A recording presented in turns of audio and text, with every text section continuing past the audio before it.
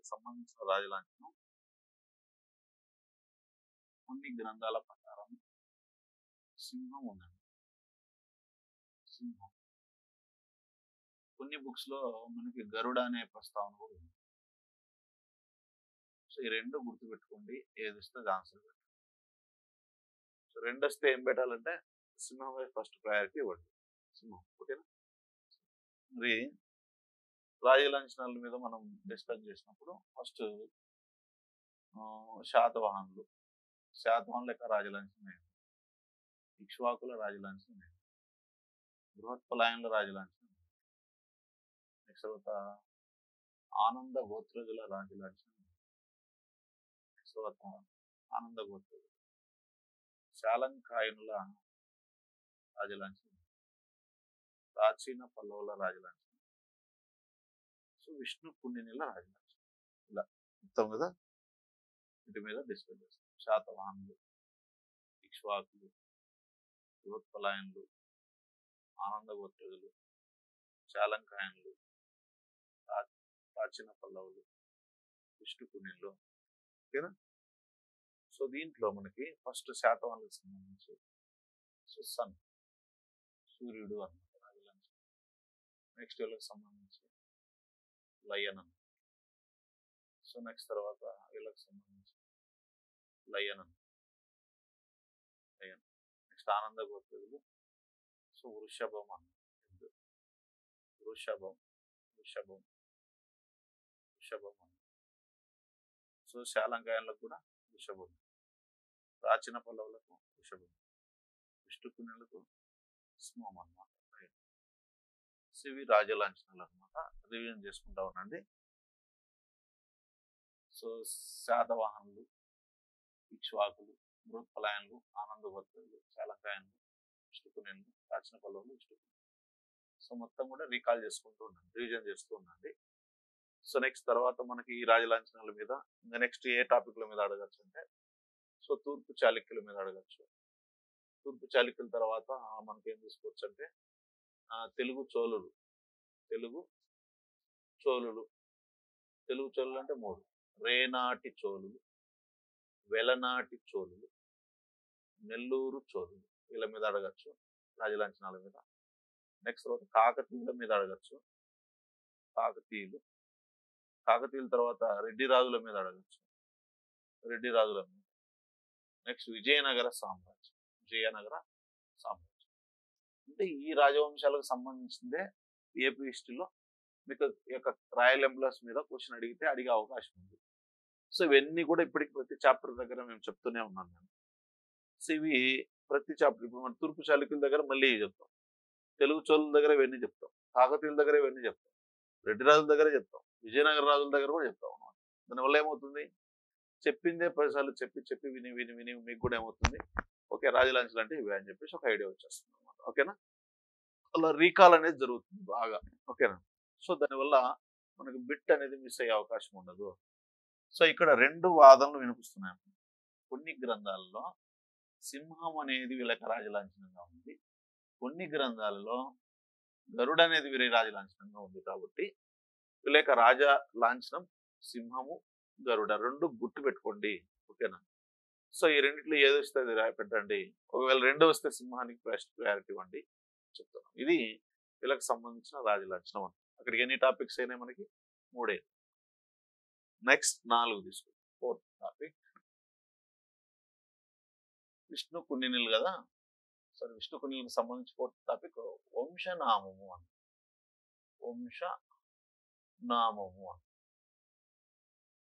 వంశనామం ఎలా వచ్చిందంటే సో విష్ణు పుణ్యుల మీద పరిశోధన చేసిన వ్యక్తి ఎవరని చెప్పుకున్నాము? కీల్ హార్న్ అని చెప్పారు. కీల్ హార్న్ అనేటువంటి వ్యక్తి పరిశోధన చేసిన వ్యక్తిగా మనం చెప్పుకోవచ్చు. ఓకేనా? పర్టికులర్గా ఆయన చిక్కల్ల శాసనం మీద పరిశోధన చేశాడు కదా, సో చిక్కల్ల శాసనాన్ని వేయించింది ఎవరని చెప్పుకున్నాము? 2వ విక్రమేంద్రవర్మ వేయించాడు. ఈ వంశనామం ప్రకారము సో ఇక్కడ వినుకొండ అనేది ఏంటంటే సో వినుకొండ అనే ప్లేస్, వినుకొండ అనేది సో ఒక అదే మనకి గోత్రనామము అని చెప్పింది ఎవరంటే గోత్రనామముగా పేర్కొన్నది ఎవరంటే కీల్హార్న్. ఓకేనా. సో ఏ ప్లేస్ ఓకేనా దేన్ని సో వినుకొండ అనేది ఓకేనా వినుకొండ పదం ఓకేనా విష్ణుకుండి సారీ వినుకొండ కాదు విష్ణుకుండి విష్ణుకుండి అన్నమాట. విష్ణుకుండి అనేది ఒక గోత్ర నామం అని పేర్కొన్న చరిత్రకారుడు ఎవరంటే కీల్హార్న్ అన్నమాట. ఓకేనా. సో ఏ శాసనం ప్రకారం సో ఇతడు ఈ యొక్క విష్ణుకుండి అనేటువంటి పదాన్ని ఈ విష్ణుకుండి అనేటువంటి పదం ఓకేనా గోత్రనామమని పేర్కొన్న చరిత్రకారుడు ఎవరంటే కీల్హార్న్. సో ఈయన కీల్హార్న్ అనేటువంటి వ్యక్తి విష్ణుకుండి అనే పదం గోత్రనామం అని సో ఎలా ఏ శాసనాన్ని బట్టి చెప్తున్నాడంటే వేల్పూరు శాసనము అన్నమాట. వేల్పూరు శాసనం. ఓకేనా. వేల్పూరు శాసనాన్ని బట్టి సో వీళ్ళకి సంబంధించినటువంటి గోత్రనామం విష్ణుకుండి అని పేర్కొన్నటువంటి వ్యక్తి ఎవరంటే కీల్హార్న్. వేల్పూరు శాసనాన్ని బట్టి వేల్పూరు శాసనం ప్రకారం విష్ణుకుండి అనే పదం ఇది ఒక స్థలం పేరు కాదు, ఒక గోత్రనామం. విష్ణుకుండి అనే వాడి పేరుతో కూడా ఒక ఋషి ఉండాలి, బ్రాహ్మణ ఋషి. వాళ్ళ యొక్క సంతతి వారు ఎవరైంటారు విష్ణుకుండినులు అవుతారు. సో కాబట్టి విష్ణుకుండి అనేది స్థలం పేరు కాదు, అది ఒక గోత్రం పేరు. అంటే ఒక మనిషి యొక్క అదే ఒక గోత్రం వెలుగులోకి రావడానికి కారణమైనటువంటి ఆ బ్రాహ్మణ ఋషి యొక్క సంతతి వారని చెప్పుకోవడం అనమాట. సో ఇప్పుడు ఆనంద మహర్షి అంటే ఆనంద మహర్షి యొక్క సంతతికి చెందిన వారి ఆనంద మహర్షి అనేటువంటి ఒక బ్రాహ్మణ సంతతికి చెందినటువంటి వాని యొక్క గోత్రములకు చెందిన వాడే ఆనంద మహర్షి గోత్రం కలిగిన వారు. సో అలాగే విష్ణుకుండి అనేది గోత్రనామం అని పేర్కొన్న శాసనం ఏదంటే సో వేల్పూరు శాసనం అన్నమాట. వేల్పూరు శాసనం. ఓకేనా. సో ఈ విషయాన్ని ప్రకటించినటువంటి వ్యక్తి ఎవరంటే సో కీల్హార్న్ అనమాట. నెక్స్ట్ తర్వాత విన్హుకొండ అన్నమాట. విన్హుకొండ అనేది యాక్చువల్గా విన్హుకొండ. ఈ విన్హుకొండ అనేది ఒక ప్రాకృత భాషా పదం అని చెప్పచ్చు అనమాట. సో ప్రాకృత భాషా పదము. సో ఇక్కడ విన్హుకొండ అనే ప్రాకృత భాషా పదం నుంచి సో విష్ణుకుండి ఓకేనా విష్ణుకుండిని సో విష్ణుకుండిన లేదా విష్ణుకుండిన అనేటువంటి సంస్కృత భాషా పదం విష్ణుకుండిన అనేటువంటి పేరుతో ఒక సంస్కృత భాషా పదం అనేది వెలుగులోకి వచ్చింది. అంటే ఇక్కడ ఏం జరిగింది విన్హుకొండ అనేటువంటి పదం సాంస్క్రిటైజేషన్ జరిగి సంస్కృతీకరణ జరిగి సో ఇక్కడ విష్ణుకుండిన అనేటువంటి ఒక సంస్కృత పదంగా మార్పు చెందింది. సో కాబట్టి ఇక్కడ విన్హుకొండ అనేది ఒక స్థలనామం. ఓకేనా. స్థలనామం. ఇక విన్హుకొండనే వినుకొండ. కాబట్టి వినుకొండ అనేటువంటి పదం నుంచి విష్ణుకుండిన పదం వచ్చిండొచ్చు. కాబట్టి మెజారిటీ చరిత్రకారులు ఏమంటారంటే స్థలనామాలను వంశనామాలుగా ధరించినటువంటి రాజవంశం ఏదో కాదు సో విష్ణుకుండిన వంశమే. ఇక్కడ వినుకొండ అనే ప్లేస్ గుంటూరు జిల్లాలో ఉంది కదా. సో ఆ వినుకొండ అనేటువంటి పదం ఓకేనా సంస్కృతీకరణ జరిగి సో కాబట్టి వినుకొండ ఓకేనా ఇలా మనకు విష్ణుకుండిలుగా మారుతుంది.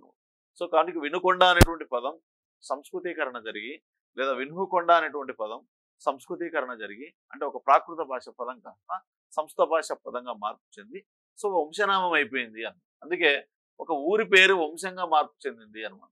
సో ఇప్పుడు మీకు చెప్పుకున్నాం కదా ఇంతకుముందు శాతవాహనులు. శాత అంటే గుర్రం అని, వాహనం అంటే వాహనాలు కలిగిన వాడు. ఓకేనా. గుర్రాలను వాహనాలుగా కలిగినటువంటి వారు శాతవాహనులు. కాబట్టి వాళ్ళకు శాతవాహన వంశం పేరు వచ్చింది. ఇక్సు అంటే చెరుకు గడ అని. సో అంటే ఒక పంట యొక్క పేరు ఒక చెరుకు అనమాట. ఓకేనా. సో పంట పేరుని వంశనామాలుగా ధరించినటువంటి వారు ఎవరంటే ఇక్ష్వాకులు. బృహత్పలయన్లు అంటే బహపలస గోత్రము కలిగినటువంటి వారే. ఆ బహపలస గోత్రమే వంశనామంగా మార్పు చెందింది. నెక్స్ట్ ఆనంద మహర్షి గోత్రమే వంశనామం అయింది. శాలంకైన ఋషి పేరు గోత్రమే వంశనామం అయింది. పల్లవులు అనేటువంటి పదమే సో ఇక్కడ దొంగలు అనేటువంటి వారే వంశనాములుగా మార్పు చెందారు. నెక్స్ట్ తర్వాత విష్ణుకుండిలు అంటే స్థలనామాలను వంశనామాలుగా ధరించిన వారు. కానీ ఇక్కడ కీల్హార్న్ మాత్రం విష్ణుకుండి అనేది గోత్రనామం అని చెప్పడం జరిగింది. అది ఏ శాసనం ప్రకారం అంటే వేల్పూరు శాసనం ప్రకారం. స్థలనామాలను వంశనామాలుగా ధరించిన వారు ఎవరు సో మనకు విష్ణుకుండినులు అంటారు. విష్ణుకుండినులు గుర్తుపెట్టుకోండి. ఇక్కడ ఏమేమి వచ్చాయి మనకి. సో ఇక్కడ విష్ణుకుండి అనేటువంటిది ఒక గోత్రనామం అని పేర్కొన్న చరిత్రకారుడు ఎవరు కీల్హార్న్. ఏ శాసనం ఈ యొక్క విషయాన్ని ధ్రువపరుస్తా ఉందంటే వేల్పూరు శాసనం. ఓకేనా. వినుకొండ అనేటువంటి పదం నుంచి వచ్చింది. వినుకొండ అనేది ఏ భాషా పదం? ప్రాకృత భాషా పదం. విష్ణుకుని అనేది ఏ భాషా పదం? సంస్కృత భాషా పదం. స్థలాల పేర్లే వంశనామాలుగా ధరించిన వారు ఎవరంటే విష్ణుకుణ్యులు. కాబట్టి వినుకొండ అనేటువంటి స్థలనామం విష్ణుకుణ్య అనే వంశనామంగా మార్పు చెందింది అనేది మనకు తెలుస్తుంది. ఇద్దరితో మనకు వంశనామం కూడా కంప్లీట్ అయ్యింది అనమాట. ఓకేనా? నెక్స్ట్ తర్వాత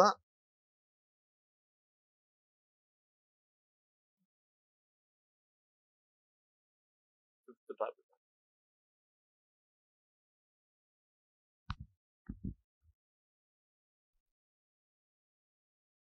ఫిఫ్త్ టాపిక్ వచ్చేసి ఆధారాలు అన్నమాట.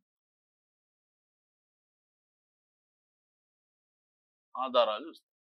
ఆధారాలు ఏమేమో చూద్దాం. ఫస్ట్ మొదటి తుమ్మలగూడెం శాసనం. మొదటి తుమ్మలగూడెం శాసనము అన్నమాట. మొదటి తుమ్మలగూడెం శాసనం. మొదటి తుమ్మలగూడెం శాసనం.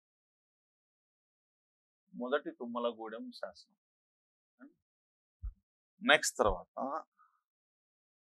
రెండవ తుమ్మలగూడెం శాసనం. తుమ్మలగూడెం శాసనం. రెండవ తుమ్మలగూడెం శాసనం. నెక్స్ట్ తర్వాత మొదటి ఈపూరు శాసనం. ఈపూరు శాసనం. నెక్స్ట్ తర్వాత రెండవ ఈపూరు శాసనం. రెండవ ఈపూరు శాసనం. ఈపూరు శాసనం. నెక్స్ట్ తర్వాత పాత గండిగూడెం తామ్ర శాసనం అన్నమాట. పాత గండిగూడెం తామ్ర శాసనం అన్నమాట. పాత గండిగూడెం తామ్ర శాసనం. పాత గండిగూడెం తామ్ర శాసనం. నెక్స్ట్ తర్వాత ఖానాపూర్ శాసనం. ఖానాపూర్ శాసనము. ఖానాపూర్ శాసనము. నెక్స్ట్ చిక్కల్ల శాసనము. చిక్కల్ల శాసనం. నెక్స్ట్ తర్వాత తుని లేదా తుండి శాసనము. తుని లేదా తుండి శాసనము అన్నమాట. నెక్స్ట్ తర్వాత లాస్ట్ పోలమూరు శాసనము. ఈ పక్కన రాజ్యం 1 సో 1 2 3 4 5 6 7 7 శాసనం. నెక్స్ట్ తర్వాత 8వ శాసనం చూస్తాం. 8వది 9వది 10వది తుని శాసనము. తుని శాసనము. తునినే మనం తుండి అని కూడా పిలుస్తాం అనమాట. తుండి శాసనం అని కూడా పిలుస్తాం. నెక్స్ట్ తర్వాత తుండి శాసనం. నెక్స్ట్ పోలమూరు 1. మొదటి పోలమూరు శాసనం. మొదటి పోలమూరు శాసనం.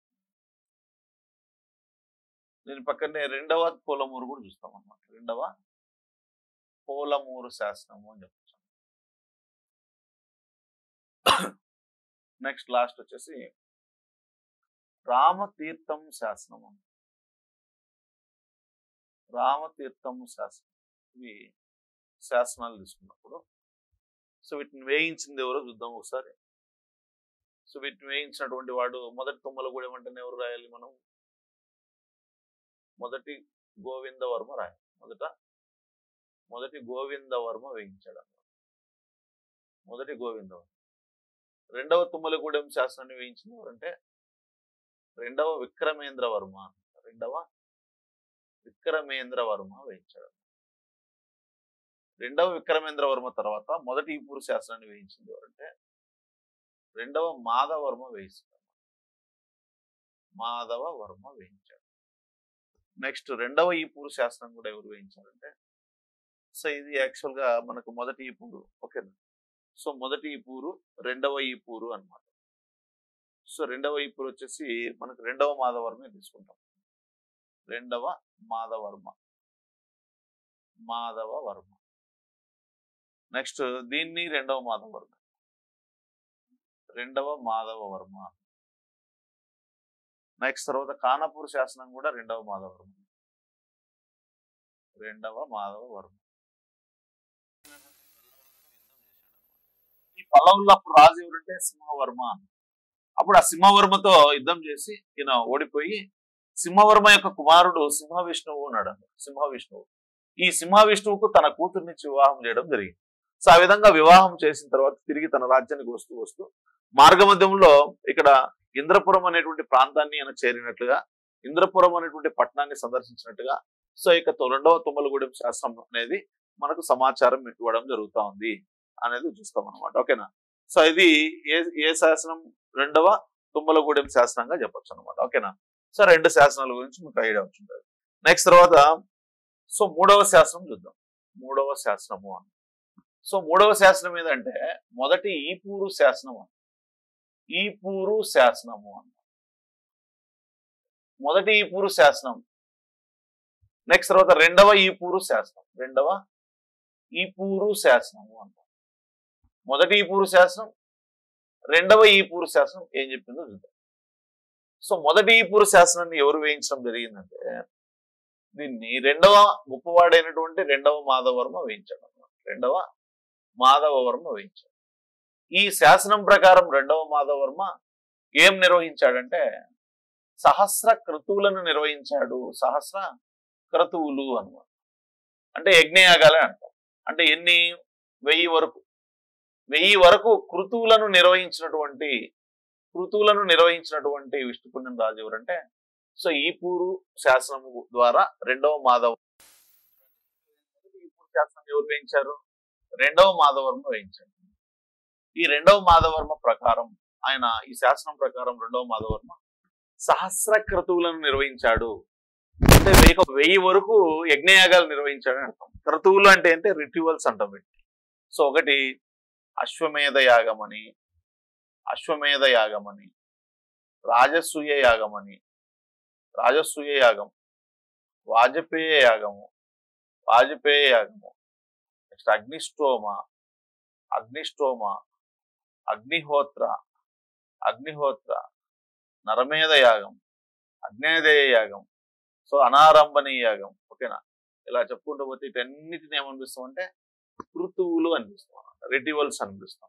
ఈ కృతువులు ఎన్ని నిర్వహించాడంటే సహస్రం అంటే 1000 కృతులను నిర్వహించినటువంటి విష్ణుపుణ్యం రాజు ఎవరంటే రెండవ మాధవవర్మ. ఈ విషయాన్ని ధృవపరిచే శాసనం సో మొదటి ఈపూరు శాసనం అన్నమాట. నెక్స్ట్ తర్వాత ఏకదశ అశ్వమేధ యాజీ అని కూడా పిలుస్తుంది. ఏక అంటే 1, దశ అంటే 10. అంటే ఒక 10 వరకు అశ్వమేధ యాగాలను నిర్వహించినటువంటి రాజు ఎవరంటే మొదటి ఈపూరు శాసనం ద్వారా మనకు సో రెండవ మాధవవర్మ అని పిలుస్తా ఉంది. రెండవ సో మాధవవర్మ అన్నమాట. ఈ రెండవ మాధవవర్మ ఎన్నవ రాజ్య పరిపాలనా కాలంలో ఈ శాసనాన్ని వేయించాడంటే 37వ రాజ్య పరిపాలనా కాలంలో ఈ శాసనాన్ని వేయించడం జరిగింది అనమాట. ఓకేనా. ఇది రెండవ ఈపూరు శాసనానికి సంబంధించినటువంటి అంశం అనమాట. ఓకేనా. నెక్స్ట్ తర్వాత ఈ శాసనం తీసుకుందాం. ఓకేనా. దాని తర్వాత శాసనం ఏదంటే ఈ శాసనాన్ని వేయించింది కూడా ఎవరంటే రెండవ మాధవవర్మ.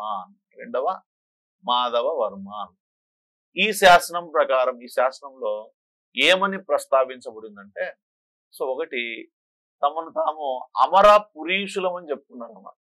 అమర పురీషులం మేము అని చెప్పుకున్నారు. రెండవది ఏంటంటే త్రికూట మలయాధిపతులము అనేటువంటి 2 పదాలు సో ఈ శాసనంలో రెండవ ఈపూరు శాసనంలో అమర పురీషులమని, త్రికూట మలయాధిపతులమని ఈ శాసనంలో సో రెండవ మాధవవర్మ చెప్పుకోవడం జరిగింది.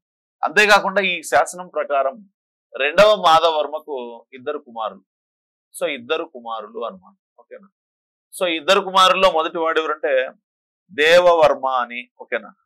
సో రెండవ వాడు ఎవరంటే మనకు మొదటి విక్రమేంద్ర వర్మ అన్నమాట.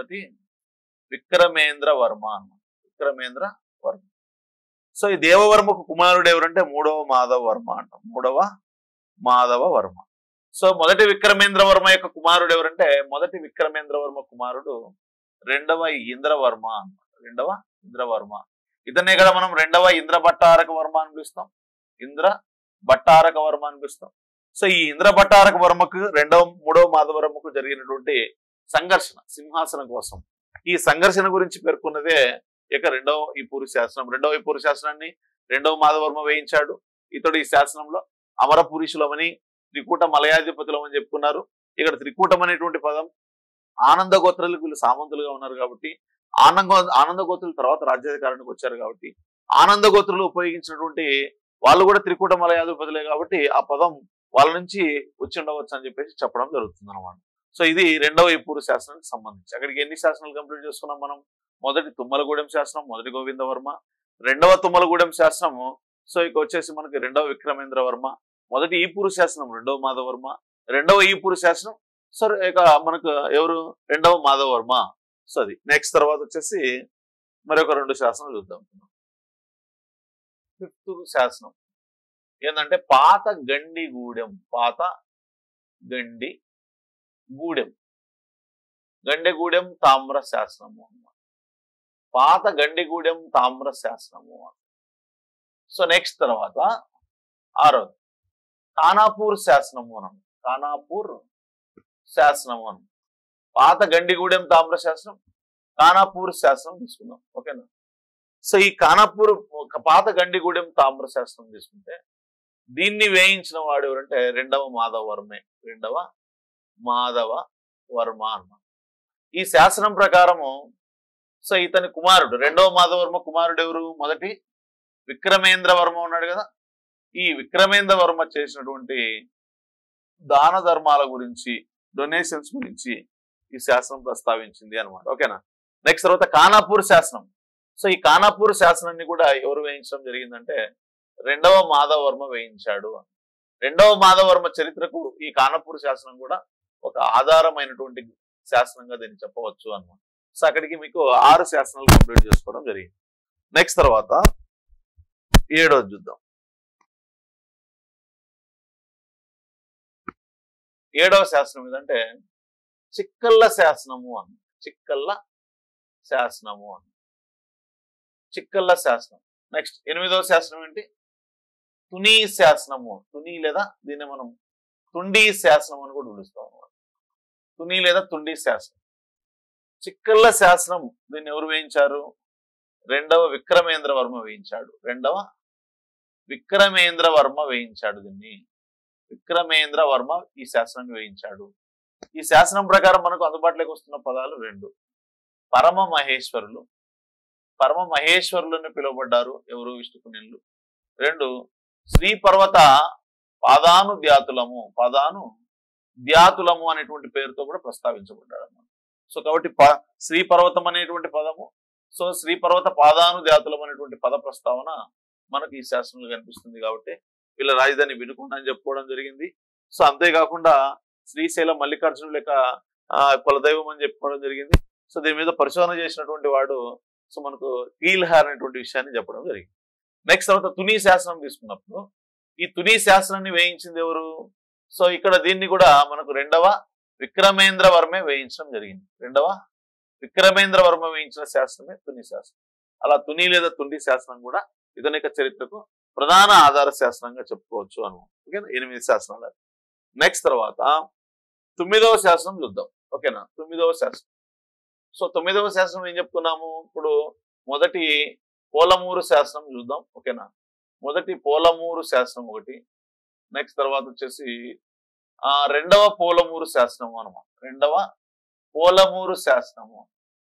రెండవ పోలమూరు శాసనం, మొదటి పోలమూరు శాసనం అనమాట. సో కాబట్టి రెండవ పోలమూరు, మొదటి పోలమూరు చూడండి. మొదటి పోలమూరు, రెండవ పోలమూరు. అసలు మొదటి పోలమూరు శాసనాన్ని ఎవరు వేయించారంటే మొదటి మాధవవర్మ వేయిస్తాడు అనమాట. మాధవవర్మ వేయిస్తాడు అనమాట. ఓకేనా?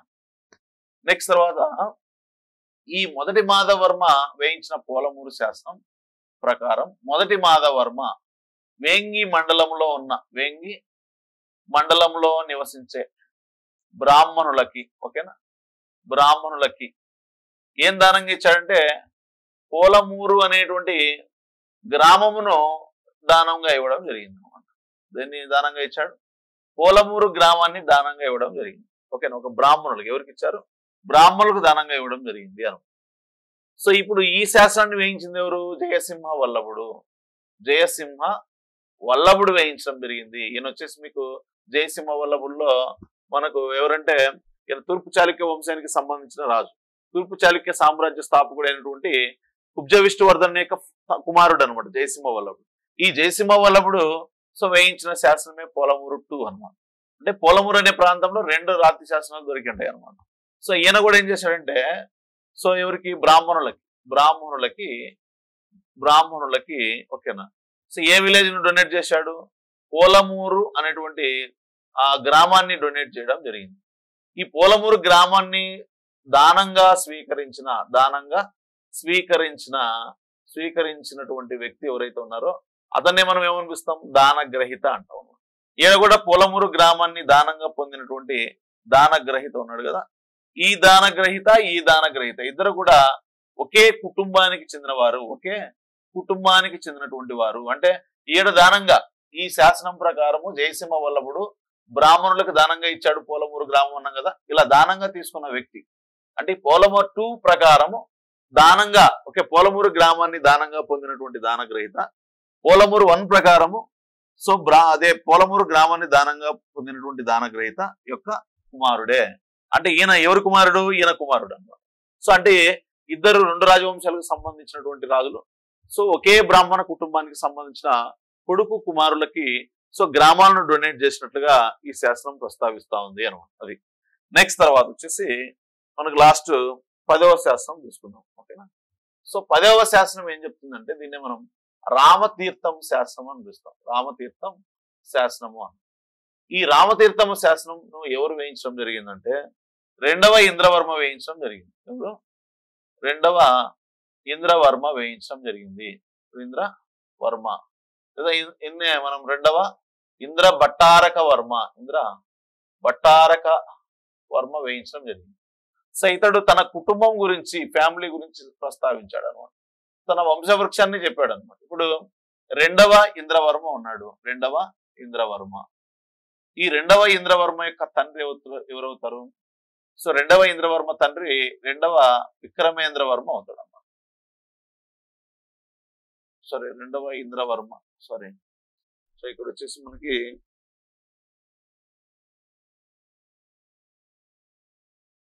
2వ ఇంద్రవర్మ ఫస్ట్ మనకి ఏమని చెప్పుకున్నాము? ఇంద్రవర్మ అన్నాం. ఇంద్రవర్మ 1. తర్వాత ఏమన్నాము? మొదటి మాధవవర్మ తర్వాత మొదటి గోవిందవర్మ. సో మొదటి గోవిందవర్మ తర్వాత మనకి ఏమొస్తారు? 2వ మాధవవర్మ. 2వ మాధవవర్మకి 2 కుమారులు అని చెప్పుకున్నాం కదా. ఒకడు దేవవర్మ, నెక్స్ట్ తర్వాత 2వ మాధవవర్మకు సో 2 కుమారులు, ఒకటి దేవవర్మ ఒకడు, నెక్స్ట్ తర్వాత వచ్చేసి 2వ మాధవవర్మ మొదటి కుమారుడు దేవవర్మ. సో 2వ కుమారుడు ఎవరంటే మొదటి విక్రమేంద్రవర్మ అంట. విక్రమేంద్రవర్మ అంట. సో కాబట్టి ఈ మొదటి విక్రమేంద్రవర్మ కుమారుడు ఎవరంటే మనకి మొదటి విక్రమేంద్రవర్మ కుమారుడే 2వ ఇంద్రవర్మ. సో ఈ 2వ ఇంద్రవర్మ. సో ఇప్పుడు ఈ శాసనం వేయించింది ఎవరు? ఈయన. అంటే 2వ మాధవవర్మ యొక్క మనవడు వేయించాడు అన్నమాట. ఈ 2వ మాధవవర్మ ఏం చేశాడంటే తన కుటుంబం చెప్తూ తన తండ్రి వచ్చేసి మొదటి విక్రమేంద్రవర్మ అని, తన తాత 2వ మాధవవర్మ అని, తన ముత్తాత మొదటి గోవిందవర్మ అనేటువంటి విషయాన్ని ఈ రామతీర్థం శాసనంలో ఆయన ప్రస్తావించడం జరిగింది. సో 2వ ఇంద్రవర్మ లేదా 2వ ఇంద్ర భట్టారక వర్మ సో ఈ శాసనం గురించి ఈ శాసనంలో వేయించాడు.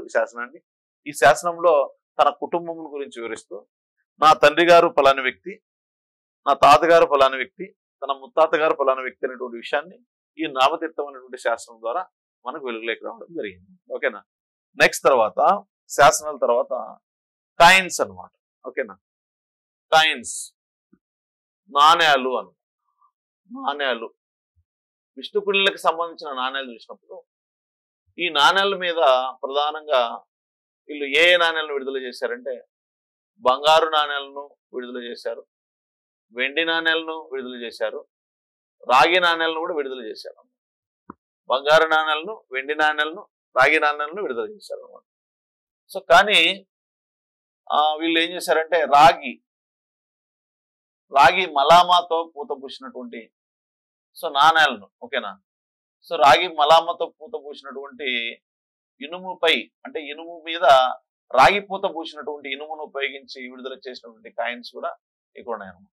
రాగి మలాం అంటే ఇది ఇనుప కాయనే, ఇనుప నాణ్యం అనమాట, ఐరన్ కాయిన్. దాని మీద ఏం చేస్తారంటే కాపర్ కోటింగ్ ఇవ్వడం జరుగుతుంది.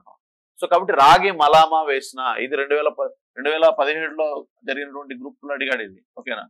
రాగి మలామా వేసిన అంటే రాగి పూత పూయబడినటువంటి ఇనుప నాణ్యాలను విడుదల చేసిన వారు కూడా ఎవరంటే మనకు వీళ్ళే, ఓకేనా, విష్ణుకుండినులు అని చెప్పొచ్చు అనమాట. వీళ్ళ నాణ్యం మీద ఉన్నటువంటి గుర్తులు చూసినట్లయితే ఒకటి శంఖము అనమాట. సో నెక్స్ట్ తర్వాత ఏనుగు అనమాట. నెక్స్ట్ తర్వాత సింహము అనమాట. సింహము ఒక గుర్తు, ఓకేనా. నెక్స్ట్ తర్వాత ఏనుగు గుర్తు. సో ఏనుగు గుర్తు, సింహము గుర్తు, నెక్స్ట్ తర్వాత వచ్చేసి శంఖం గుర్తు తీసుకోవచ్చు అనమాట, ఓకేనా. అది సింహము, నంది, శంఖం, నంది. సో ఇది వీళ్ళకి సంబంధించిన ఈ నాణ్యాలు ఎక్కడ దొరుకుతాయంటే కీసరగుట్ట అనేటువంటి ప్రాంతం. ఎక్కడుంది ఇది? సో రంగారెడ్డి డిస్టిక్ లో ఉందంట, తెలంగాణ రాష్ట్రంలో. సో రిషిక మండలంలో ఉంది. ఇవి బంగారు, వెండి, రాగి నాణ్యాలు విడుదల చేశారు, రాగి పూత పోయబడినటువంటి ఇనుప నాణ్యాలు విడుదల చేశారు. వీళ్ళ నాణ్యాల మీద తరచుగా కనిపించేటువంటి సింబల్స్ ఏంటి అంటే శంఖం గుర్తుంది, నంది గుర్తుంది, సింహం గుర్తుంది అనమాట. నెక్స్ట్ వీళ్ళ కాయిన్స్ ఎక్కడ దొరికాయంటే కీసరగుట్ట అనేటువంటి ప్రాంతం వద్ద ఎక్కువ సంఖ్యలో, తెలంగాణలోనే ఎక్కువ ప్రాంతాల్లో వీళ్ళకి సంబంధించిన కాయిన్స్ బయలుపడడం జరిగింది అనమాట. ఇది నెక్స్ట్ తర్వాత వచ్చేసి మనకి రాజకీయ చరిత్ర చూద్దాం. రాజకీయ చరిత్ర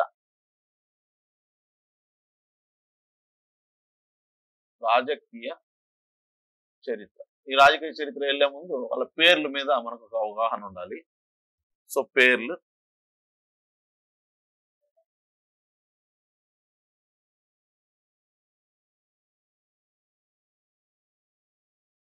ఏడో టాపిక్ అనమాట.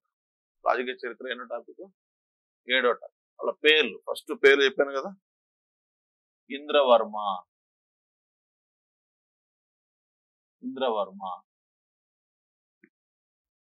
తర్వాత మొదటి మాధవవర్మ, మొదటి మాధవవర్మ తర్వాత మొదటి గోవిందవర్మ, మొదటి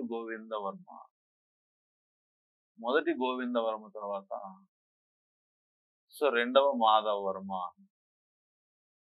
సో రెండవ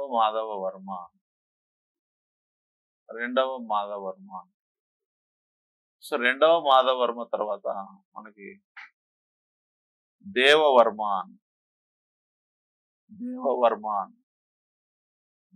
కుమారుడెవరు? మూడవ మాధవవర్మ. సో ఇక్కడ ఎవరంటే మొదటి విక్రమేంద్రవర్మ. ఈ మొదటి విక్రమేంద్రవర్మ కుమారుడే రెండవ ఇంద్రవర్మ. ఇతన్నే మనం రెండవ ఇంద్రభట్టారక వర్మ అని పిలుస్తాం. రెండవ ఇంద్రభట్టారక వర్మ తర్వాత మనకి రెండవ విక్రమేంద్రవర్మ, రెండవ విక్రమేంద్రవర్మ తర్వాత రెండవ గోవిందవర్మ, రెండవ గోవింద తర్వాత నాలుగవ మాధవవర్మ. ఇతన్ని కొన్ని గ్రంథాల్లో మంచన భట్టారకుడు అని పిలుస్తాం. మంచన భట్టారకుడు, ఇతని చివరి రాజుగా కూడా చెప్తా ఉంటారు కొన్ని గ్రంథాలు. సో ఇలా మనకు వీళ్ళ యొక్క రాజకీయ చరిత్రలో ఈ రాజులందరూ కూడా మీరు బాగా ప్రాక్టీస్ చేసి ఉండండి. నెక్స్ట్ సెషన్ లో మనం కలుద్దాం.